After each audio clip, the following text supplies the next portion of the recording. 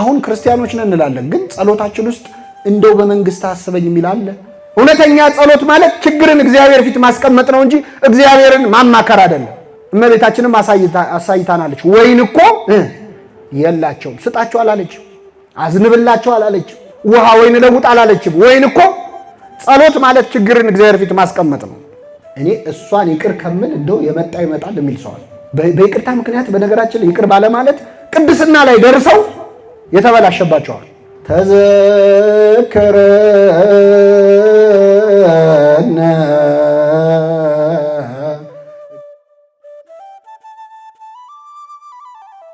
ጌታ ሆይ በመንግስትህ በመጣህ ጊዜ አስበኛል። ቃሉ በጣም በጣም ትልቅ ትርጉም ያለው ነው። እስቲ እያንዳንዱን ቃል አብረን እንበል። ጌታ ሆይ በሉ። ድምጻችሁ ብቻ ነው።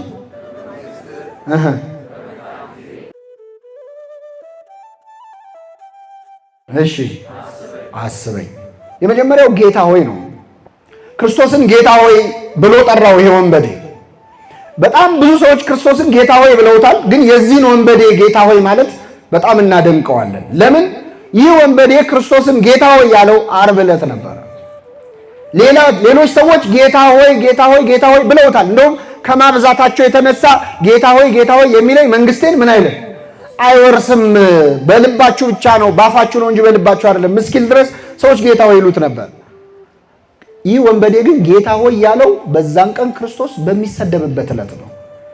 ሰው ሁሉ ጌታ ጌታ በሚልህ ቀን አብሮ ጌታ ማለት ቀላል ነው። ሰው ሁሉ በሚሰድብህ ቀን ግን ጌታ ሆይ ማለት በጣም ከባድ ነው።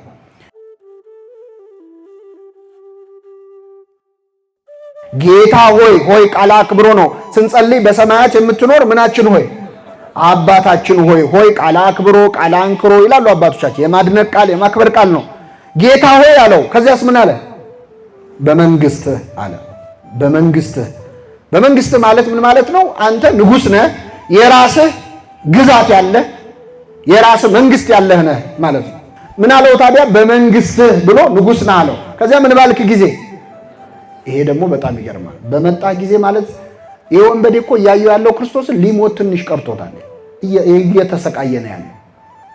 ግን ምን አለ? አሁን ሞተህ እንደማይህ ታመህ እንደማይህ መሞት አይቀርም፣ ትሞታለህ። ግን ሞተህ አትቀርም። ከሞት ምን ትላለህ? ተነስተህ አትቀርም፣ ወደ ሰማይ ታርጋለህ። አርገህ አትቀርም፣ ዳግም ልትፈርድ በመጣህ ጊዜ። አይገርማችሁ?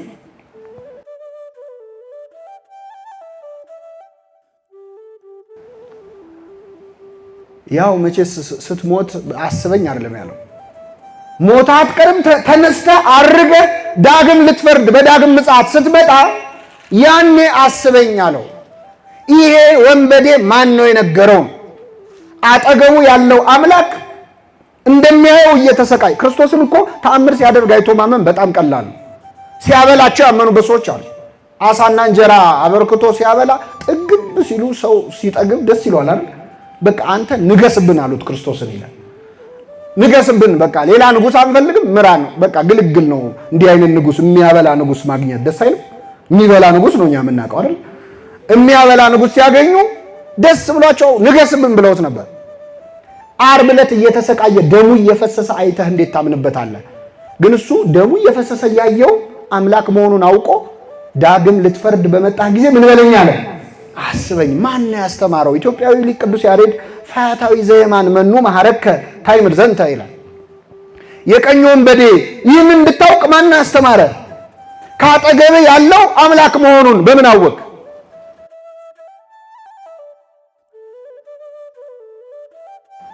ዳግም ሊፈርድ እንደሚመጣ በምን አወቅ ብሎ ቅዱስ ያሬድ ይጠይቀዋል። ፈያታዊ ዘየማን መኑ መሐረከ ቅዱስ ያሬድ ነው የሚጠይቀው። የቀኝ ወንበዴ ማን ነገረ? ታይምር ዘንተ ይህን እንድታውቅ ማን አስተማረ ይልና ራሱ ቅዱስ ያሬድ ይመልሳል። ራሱ መንፈስ ቅዱስ ገልጦለም ማለት ነው። ነቢያትን አልተከተልኩም፣ ሐዋርያትም ሲሰብኩ ተከትዬ አልተማርኩም። አላ ፀሐይ ቀጸበተኒ ሶበርኢኩ አመንኩ። ፀሐይ ጠቀሰችኝ፣ እሷን ባየው ጊዜ አመንኩኝ ይላል። ይህንን ወንበዴ አጠገቡ ያለው አምላክ እንደሆነ ያስተማረችው ማን ነበረች? ፀሐይ ነበረች።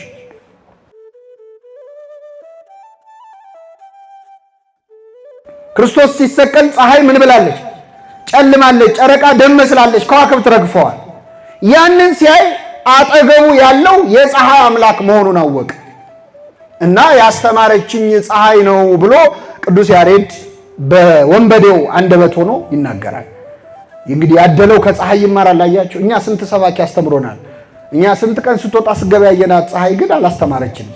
ወንበዴው ግን ፀሐይን አይቶ ተማረ። ከተፈጥሮ ለመማር ያብቃል።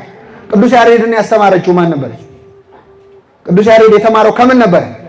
ከትል። እኛ ብንሆን 7 ጊዜ ወጣ ገባ ስትል ይህ ምንድነው የምትሰሪው ብለን አውርደን ረግጠን ጨፍልቀናት ነበር የምንሄደው። ቅዱስ ያሬድ ግን ከሷ ተምሮ ወደ ትምህርት ቤት ገባ። ከተፈጥሮ ለመማር ያብቃል። ተፈጥሮ እንኳን አያስተምራችሁም ይላል ቅዱስ ጳውሎስ። ቅዱስ ያሬድ ፀሐይ አስተማረችው ይላል። ቅዱስ ዮሐንስ አፈወርቅ ደግሞ አይ እኔ ፀሐይ አትመስለኝም፣ ይሄን ወንበዴ ፀሐይ ብቻዋንማ አትበቃም ይላል። ማን ያስተማረው ለሚለው እኔ የክርስቶስ ንግግር ይመስለኛል ይላል ቅዱስ ዮሐንስ አፈወርቅ።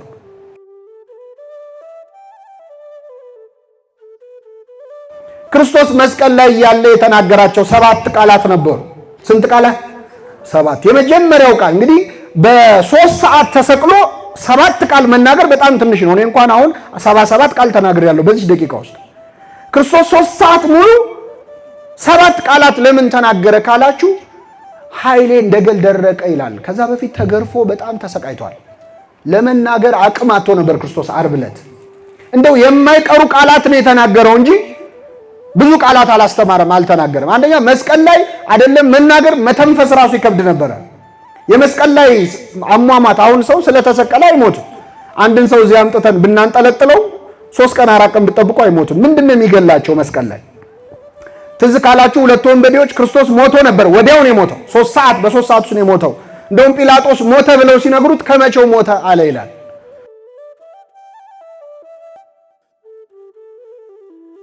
በ3 ሰዓት ሞቶ አያውቅም መስቀል ላይ ያለ ሰው። በግራና በቀኝ ያሉትን ግን እግራቸውን ሲሰብሯቸው ሞቱ ይላል። ምናቸውን ሲሰብሯቸው? እግሩ ተሰብሮ ሰው ይሞታል? እግር የሌለው ሰው መኖር ይችላል አይችልም? ይችላል። ምንድነው እግራቸውን የሰበረው ካላችሁ መስቀል ላይ ሲሰቀሉ ትልቁ ስቃይ እንደዚህ ተቸንክረው ተንጠልጥለው ያለ ለመተንፈስ በጣም ይቸገራሉ። አንገታቸው ትከሻቸው መሃል ይቀበራል እና መተንፈስ ስለማይችሉ ለመተንፈስ ከእግራቸው ከፍ እያሉ ነው አየር የሚስቡት። ከፍ ለማለት እግር ያስፈልጋል። እግራቸው ሲሰበር ግን መተንፈስ ይችላል? ስለማይችሉ በጥቂት ደቂቃ ውስጥ ይሞታሉ። እና በዛ አስጨናቂ ሰዓት ግን ክርስቶስ ተናግሯል። የማይቀሩ ንግግሮች። የመጀመሪያው ንግግሩ ምንድነው? የሚያደርጉትን አያውቁምና ይቅር በላቸው። በጣም ከባድ ንግግር ነው። የሚያደርጉ አሁን ይቅርታ ማድረግ እኛም እኮ ኮንሰፕቱ ላይ ችግር የለብንም። እንዲህ ስትወጡ አሁን ከዚህ ጉባኤ በር ላይ ሰው ሲጋፋ ቢረግጣችሁ ይቅርታ ቢል ችግር የለው ችግር ትላላችሁ።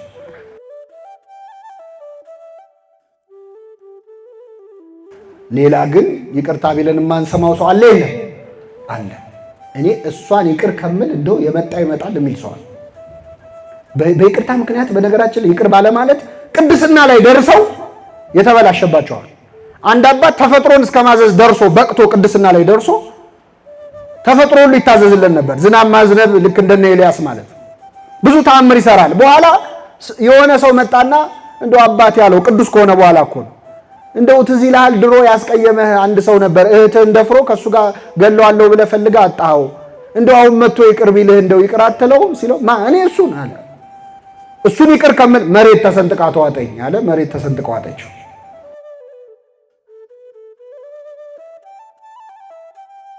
ተፈጥሮ ይታዘዝለት የለም? ይቅርታ የመጨረሻው ቅጽበት ላይ ሰውን ይቅር ማለት በጣም ያማል አይደል? ይከብዳል፣ ህመም አለው። ክርስቶስ ይህንን ህመም ያውቀዋል። ዓርብ ዕለት ታሞታል። እያንዳንዱ ቁስል እኮ ማንን ይቅር ለማለት የቆሰለው ነው? እኛን ይቅር ለማለት። ይቅርታ ያማላው። የይቅርታን ህመም ከሱ በላይ የሚያውቀው የለም። ይቅር ብሎ ተቸንክሯል። ይቅር ብሎ የሸዋ አክሊል ደፍቷል። እና ጌታ ሆይ የሚያደርጉትን አያውቁምና አባቶ ይቅር በላቸው ሲል በቀኙ ያለው ወንበዴ እኔ ባልደረሱብኝ ሰዎች ላይ ደርሼ ስንት ደም ሳፈስ ኖርኩኝ፣ እሱ ግን ለበደሉት እንዲህ ላሰቃዩት እንዴት ጸለየ ብሎ ልቡ የተለወጠው በክርስቶስ ንግግር ሳይሆን አይቀርም ይላል ቅዱስ ዮሐንስ አፈወርቅ።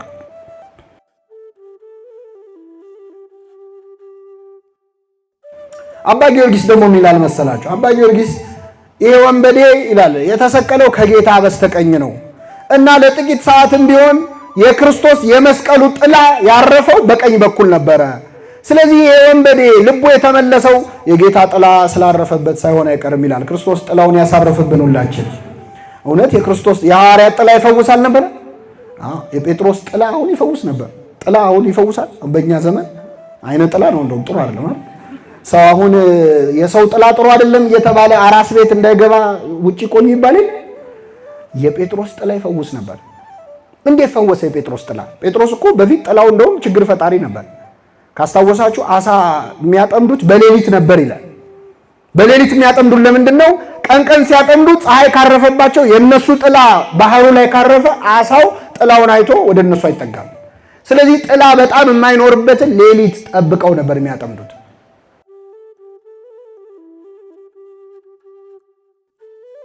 አሳ የሚያሸሸው የጴጥሮስ ጥላ በኋላ ግን ነፍሳትን የሚያጠምድ ሆነ። በጥላው ብቻ መፈወስ ጀመረ። ክርስቶስ ሐዋርያቱም ከሱ በላይ ያደረጋቸው። እውነት እውነት እላቸዋለሁ በእኔ የሚያምን እኔ የማደርገውን ያደርጋል፣ እኔ ከማደርገው በላይ ያደርጋል ብሎ ነበረ። ክርስቶስ በጥላው አልፈወሰም። አቅቶት አይደለም ግን አልፈወሰም። ሐዋርያቱን ግን በጥላው እንዲፈውሱ አደረጋቸው። ክርስቶስ ማን ነው? ቅዱስ ጳውሎስ ጨርቁ ለታመመ ሰው ቆርጠው ሰዎች ወስደው ሲያስደኩት ይፈውስ ነበር። የክርስቶስ ጨርቅ ይፈውስ ነበር? አይፈውስም? ይፈውሳል፣ ግን ለብሶት እያለ ነበር። አውልቆ ሰጥቶ አልነበረም የፈወሰው። ሐዋርያቱን ግን ከሱ በላይ እንዲያደርጉ ኃይልን ሰጣቸው እና ቅዱስ ጴጥሮስ ማን ነው? ቅዱስ አባ ጊዮርጊስ ዘጋስጫ የጌታ ጥላ አርፎበት ሳይሆን አይቀርም ይላል። ጥላውን በሁላችን ላይ ያሳርፍብን። ወንበዴው ምን አለ? ጌታ ሆይ በመንግስት በመጣ ጊዜ ምን በለኝ አስበኛል። አስበኝ ማለት እንደው አንድ ወንበዴ በቀኝ በኩል ተሰቅሎ ነበር እንደው የት ገባ በለኝ ማለት ነው።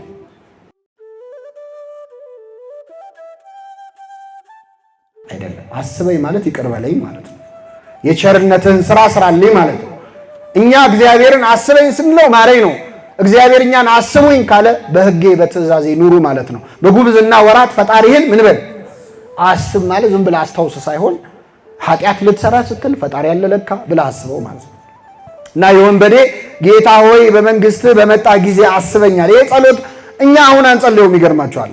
በጣም የኛ ልመና እውነት ለመናገር እንዲህ አይነት ልመና የለም እኮ። ቤተክርስቲያናችን አደነቀችው። የዚህ ወንበዴ ልመና ስታየው የሚሰራ ልመና እንደሆነ ስለገባት ቅዳሴ ላይ አስገባችሁ። ቅዳሴ ላይ ይባላል አይደለ? ተዘከረነ እግዚኦ በውስተ መንግሥትከ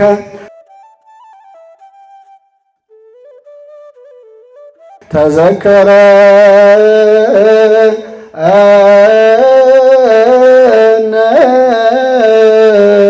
እግዚኦ ሊቅነ በውስተ መንግሥትከ ተዘከረነ እግዚኦ በውስተ መንግሥትከ በከመ ተዘከርኩ ለፈያታዊ ዘየማን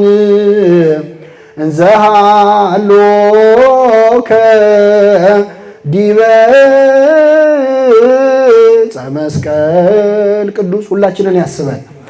ቅዳሴው ሊያልቅ ሲል ነው እንግዲህ አርፍደን ለመጣን ሰዎች ይመስለኛል የዛ ቦታ ላይ የተቀመጠው አላውቅም። አርፍዶ የመጣው ነው ወንበዴ አይደል ያሰበው?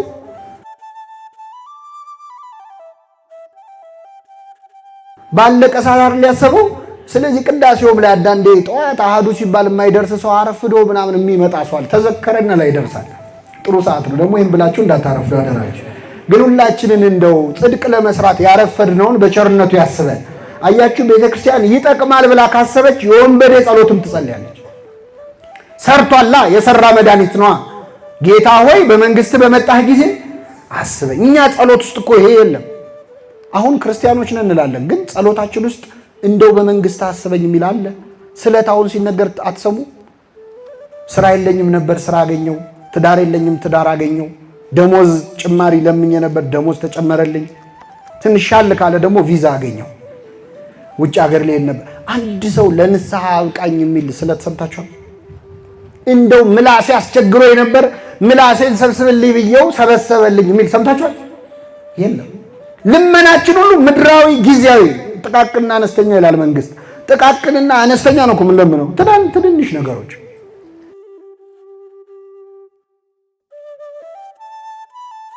እንደው ለእግዚአብሔር የሚመጥን ልመና የለንም፣ ሁሌ ስጋችንን ብቻ። እውነተኛ ልመና ግን ጌታ ሆይ በመንግስት በመጣህ ጊዜ አስበኝ። አሁን እዚህ ጉባኤ ላይ ያላችሁ ሁላችሁ እንደው ማህበረ ጽዮን በጉዞ አይታማም። እዚህ በአውቶቢስ ተይዘን ግሸን ብንሄድ፣ አሁን ግሸን ያው መንገዱን ታውቁታላችሁ፣ አልጋ ባልጋ ነው አይደል? እና ግሸን ላይ መኪናው እንደው ትንሽ ከሾፌሩ ቁጥጥር ውጭ ቢሆንና ወደ አንድ ገደል እንደው ቢወርድ ሁላችንም እንጮሃለን። ወደ ማን? አቤት ምን አድርግ ብለን። ግን አልተሳካም። በደንብ መግባት ጀመረ፣ መስጠም ጀመርን። ውሃው እግራችን ጉልበታችን ጋር ደረሰ። እንጮሃለን። ወደ ማን ነው? ምን አድርግ ብለን አንገታችን ጋር ደረሰ። 5 ደቂቃ ነው የቀረው።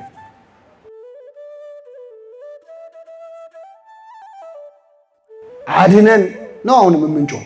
አንድ ሰው ለንስሐ በቃ እንደው ነፍሴን አደራ አይባልም?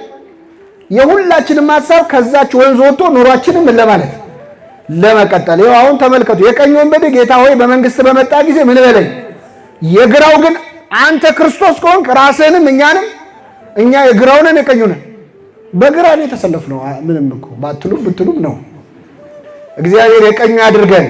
የምንለምነው ሁል ጊዜ ምድራዊ ነው፣ ጊዜያዊ ነው። ለአምላክ የሚጠየቅ ጥያቄ አናውቅም እኮ።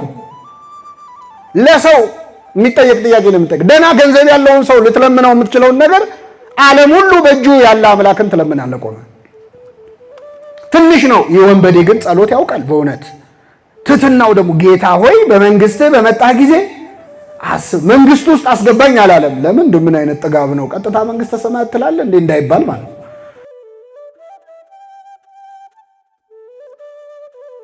አስበኝ አለ። ስራውን ለማን ተወለት? ለእግዚአብሔር። እኛ እኮ ከነ ፕሮፖዛሉ ነው የምንጸልየው አይደል? እግዚአብሔር አንድ ነገር እንዴት እንደሚያደርግልን መቼ እንደሚያደርግልን እና ቢቻል ሳይዙንም ስንት ሜትር ስንት ወርድ ብለን ነው የምንለምነው። እሱ ግን አስበኝ አለ። እውነተኛ ጸሎት ማለት ችግርን እግዚአብሔር ፊት ማስቀመጥ ነው እንጂ እግዚአብሔርን ማማከር አይደለም። አንዳንድ ሰው ያማክረዋል እግዚአብሔርን፣ እንደው ችግራችንን እንዲህ አድርገህ ብትፈታው ይላል። ያንተም ምክር አይፈልግም። እንደ ሕዝቅያስ ወስዶ ጸሎቱን ቤተ መቅደስ ውስጥ አስቀምጦ ሰጠ። እመቤታችንም አሳይታናለች። ወይን እኮ የላቸውም ስጣቸው አላለችም። አዝንብላቸው አላለችም። ውሃ ወይን ለውጥ አላለችም። ወይን እኮ ጸሎት ማለት ችግርን እግዚአብሔር ፊት ማስቀመጥ ነው። እንደዛ ለማድረግ ያብቃል። እና የወንበዴ ጌታ ሆይ በመንግስት በመጣ ጊዜ አስበኝ አለ። ኃጢአቴን አታስብብኝ እኔን ግን አስበኝ ማለቱ ነው ይላል ቅዱስ ቄርሎስ። ኃጢአቴን አታስብ እኔን አስበኝ። መንገደኞች አብረው የሄዱ መንገደኞች በኋላ ሲገናኙ ይተዛዘኑ የለ ወይ? በመስቀል መንገድ ላይ ካንተ አጠገብ ነበርኩ፣ ጌታ ሆይ በክብርህ ዕለት አስታውሰኝ እኔንም ይላል።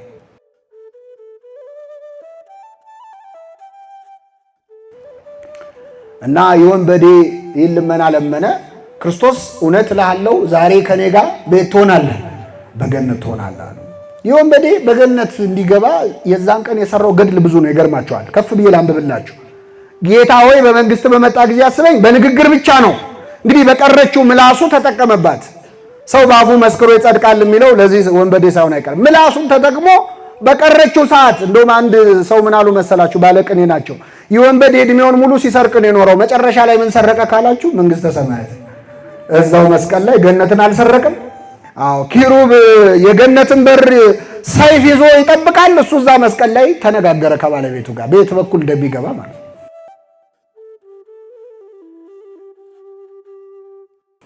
ጨረሰ። ሌብነት አድርገን አንየው፣ ግን የቀረችንን እድሜ ለንስሐ ለመጠቀም ያብቃን እግዚአብሔር። ይህም ብቻ አይደለም ያደረገው። ይገርማቸዋል።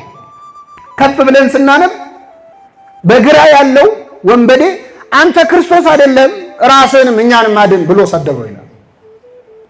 ይሄ ማለት ፕሮቪደንሻሊቲዝም የሚባል ነገር አለ። አንዳንዴ ችግር ሲመጣበት እግዚአብሔር የለም የሚል ሰው አለ። እውነት ካለ በዙፋን እውነት ኃይል ካለ ለምን እንደዚህ ይሆናል የሚል መከራ ሲመጣበት የፈጣሪን መኖር የሚክድ ሰው አለ። ወይም ደግሞ የእግዚአብሔር ልጅ መሆንን ራስን ለማዳን መጠቀም። ይሄ የሰይጣን ሐሳብ ነው። በነገራችን ላይ ዓርብ ዕለት ብቻ አይደለም። አሁን ሰሞኑን በምንጾመው ጾም በዐቢይ ጾምም መጥቶ ዲያብሎስ ምንድነው ያለው? የእግዚአብሔር ልጅ ከሆንክ ድንጋዩን ምን አድርግ? የእግዚአብሔር ልጅ የሆነ አይርበውም ያለው ማን ነው? የእግዚአብሔር ልጅ መሆን ድንጋይን ዳቦ ለማድረግ አይደለም። ሰይጣን ግን ይመክራል። አንቺ የእግዚአብሔር ልጅ ከሆንሽ ክርስቲያን ከሆንሽ እየጸለይሽ እንዲህ እያረክ ለምን ትቸገራለህ? ለምን ትራባለህ?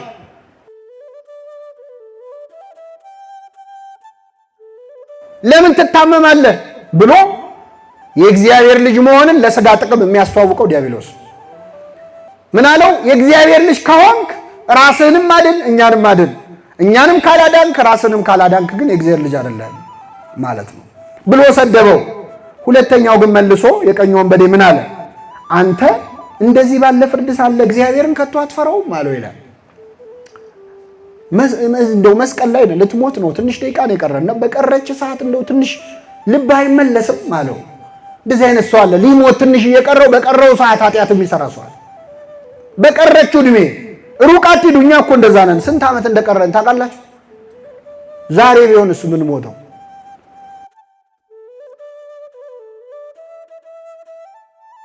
ነገ ጠዋትስ ቢሆን ምን ሞተው አናውቅም። ወንጌላዊ ዮሐንስ በሕይወቱ ስቆ አያውቅምና ቁጹረ ገጽ ትሏለች ቤተክርስቲያን። ፊቱ በሐዘን የጠቆረ በተለይ ዓርብ ዕለት ክርስቶስ ሲሰቀል ቆሟል ነበር። እዛ አይቶ የጌታ መከራ አይኑ ላይ ስላለ ፊቱ ሐዘን አለበት። ለዚህ ነው ሁለቴ ሞት የለም ብሎ የወሰደው ጌታ ሞትን በምድር ያላየው በኋላ ሰማዕት ይሆናል። በረከቱ ይደርብን እና ቅዱስ ዮሐንስ አንድ ቀን ግን ከልቡ ከት ብሎ ስቋል። ምንድነው ያሳቀው? አንድ ሰው ልብስ ሲያሰፋ አይቶ። ምን ያስቃል ካላችሁ ልብስ የሚያሰፋው ሰውዬ ተከራክሮ ቁመቱን ወርዱን ሲከራከር የእግዚአብሔር መልአክ መጣና ለዮሐንስ የሰውዬ እኮ ነገ ጠዋት ይሞታል አለ።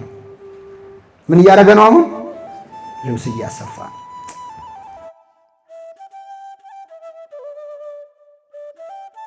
ስንቴ ተስቆብን ይሆን በቅዱሳን? ስንት ልብስ አሰፍተን። አባ ጊዮርጊስ ዘጋስጫ ደግሞ ገድሉ ላይ አንዲት ሴት ጥጥ ትፈትላለችና ስትፈትል ጋቢ ለመስራት አንድ ጋቢ ለመስራት ነው ጥጥ ትፈትላለች እና በጣም በዛ የፈተለችው አይበቃም ብላ ግን ትፈትላለች። አባ ጊዮርጊስ መጣና በቅድስናው አውቆ ማለት ነው እስካሁን የፈተልሽው ይበቃል አቁም ያላት፣ አትድከም ያላት። ስለ ጥጥ የተነገረ እንዳይመስላችሁ። ከጋቢያችን በላይ የምንፈትል ሰዎች አለን እኮ። ስንት ዓመት እንደምንኖር አናውቅም፣ ስንት ጊዜ እንደቀረን አናውቅም። ግን ዘላለም እንደሚኖር ሰው ነው የምንለፋው። ንስሐ ግባ ሲባል ብዙ ሰው ቆይ አሁን ትንሽ ጊዜ በእግዚአብሔር ፍርድ እጅ ሆኖ እንኳን ንስሐ አይገባም ማለት ነው። እንደ ሀገር መስቀል ላይ ነን፣ ብዙ ክፉ ነገር አለ። አሁንም ንስሐ ለመግባት ግን ቆይ ነው የሚለው ብዙ። ቅዱስ ጴጥሮስ ጌታ ሆይ አሁን ልከተልህ አለመቻሌ ለምንድን ነው ብሎ ነበር ሐሙስ ዕለት።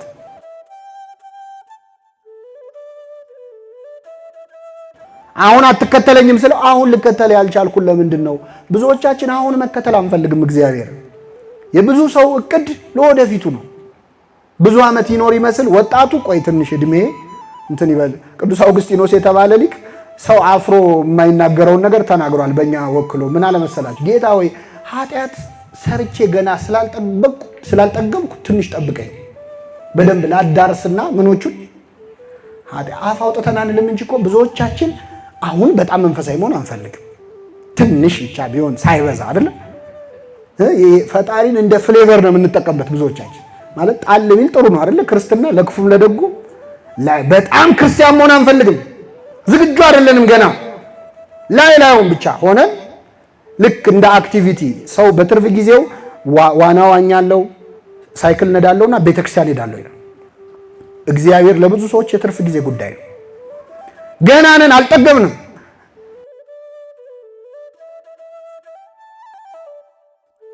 ወጣቱ ጉልበቱ ሲያልቅ ነው ወደ እግዚአብሔር መመለስ እቅድ ያለው። ዘፋኙ ድምፁ ሲበላሽ ነው ወደ እግዚአብሔር መመለስ የሚፈልግ። ቆይ ትንሽ ድምፄ እንትን ይበልና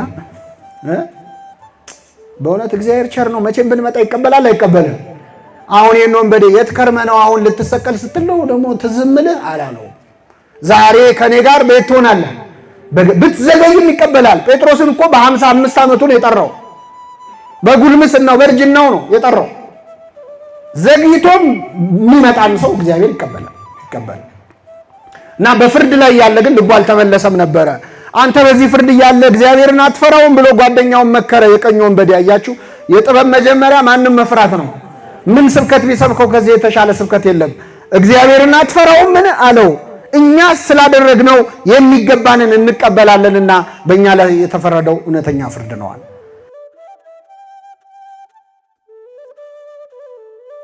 ለተረገመው የመስቀል ሞት የሚያበቃ ኃጢአት ሰርተናል፣ ይገባናል አለ።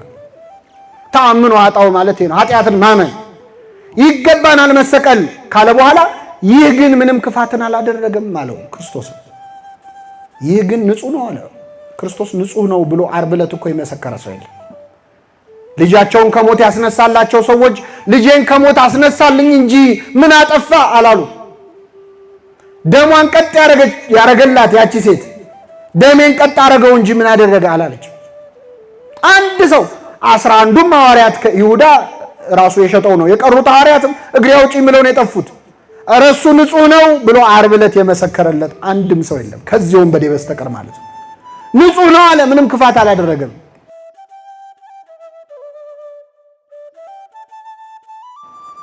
ያ 38 ዓመት በአልጋ ተይዞ የነበረ በሽተኛ ነበር አይደል መጻጉዕ የምንለው። እሱ እንኳን እንዴ ከአልጋ ያስነሳኝ እንጂ ምን አጠፋ አላለም። እንዲያውም ሐሙስ ዕለት በሊቀ ካህናቱ ቤት በጥፌ የመታው እሱ ነበር ክርስቶስ።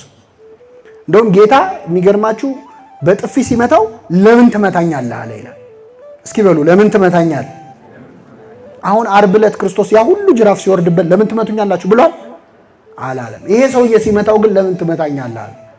ቃሉ ሙሉ ምንድነው የሚለው? ክፉ ተናግሬ ከሆነ ስለ ክፉ መስክርብኝ፣ መልካም ተናግሬ ከሆነ ስለምን ትመታኛለህ ማለቱ ነው። አልጋህን ተሸክመ ሂድ ከማለት ውጪ ምን ክፉ ቃል ተናግሬሃለሁ? ከሆነ መስክር፣ አለዚያ ለምን ትመታኛለህ? ጌታ ያመመው ጥፊው ሳይሆን ባዳነው ሰው መመታቱ ነው።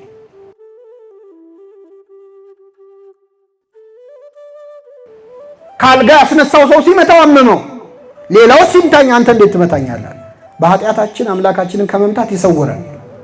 ማንም ያልመሰከረውን ግን የቀኝ ወንበዴ ይህ ግን ምንም ክፋትን አላደረገም ብሎ ስለ ክርስቶስ ንጽህና መሰከረ ማለት። ንስሐ ገባ፣ ልብ አድርጉ። ለመስቀል ሞት የሚያበቃ ኃጢአትን በድለናል አለ። ጓደኛውን መከረ፣ ስለ ክርስቶስ ንጽህና መሰከረ።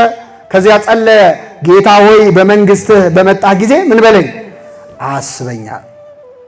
ልክ ይህንን ሲል ክርስቶስ እውነት እልሃለሁ ዛሬ ከኔ ጋር በገነት ትሆናለህ አለው። መቼ? ዛሬ